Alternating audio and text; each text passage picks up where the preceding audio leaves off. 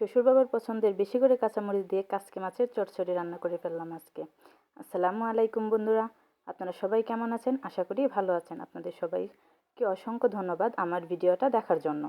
তো প্রথমেই আমি একটা কড়াইয়ে কাঁচামরিচ, পেঁয়াজ এবং পরিমাণ মতো মশলা নিয়ে নিলাম।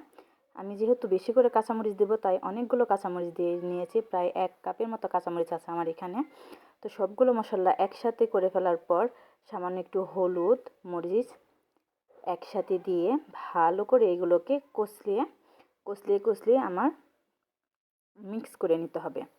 তো তার জন্য দেখতে পাচ্ছেন আমি পরিমাণ মতো সবগুলো মশলা নিয়ে নিয়েছি।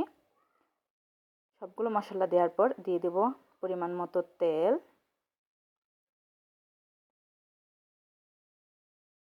এই তো এখন ভালো করে কষলিয়ে নেব।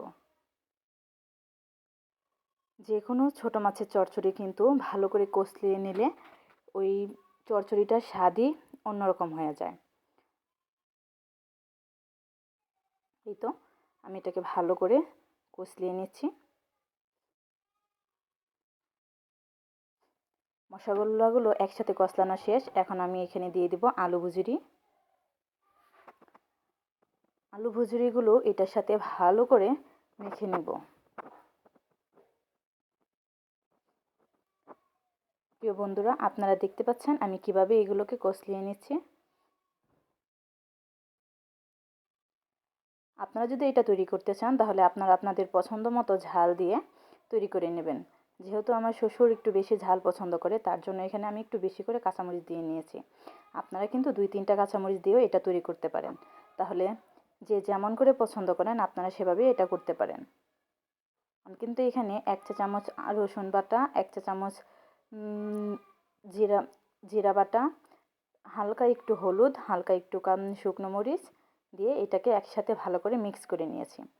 লবণটা কিন্তু পরিমাণ মতো, যে যেমন পছন্দ করেন তেমনটাই দিতে পারেন। তো এটা আমার কষলানো শেষ। এখন আমি দিয়ে দিচ্ছি পরিমাণ মতো পানি। এটা ভালো করে পানি মিক্স করে আমি চুলায় বসিয়ে দেব।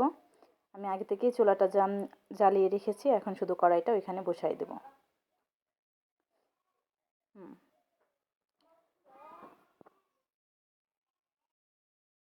ছোটো মাছগুলো এখন দিয়ে দিচ্ছি।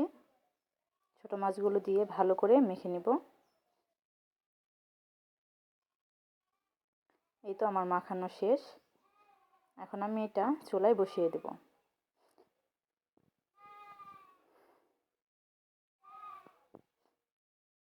চুলায় বসিয়ে বেশ খানিকক্ষণ জাল করে নেওয়ার পর এখন আপনারা দেখতেই পাচ্ছেন আমার চচ্চড়িটা কিন্তু বলক উঠে গেছে। এখন এটাকে আরেকটু ভালো করে জাল করে নিব।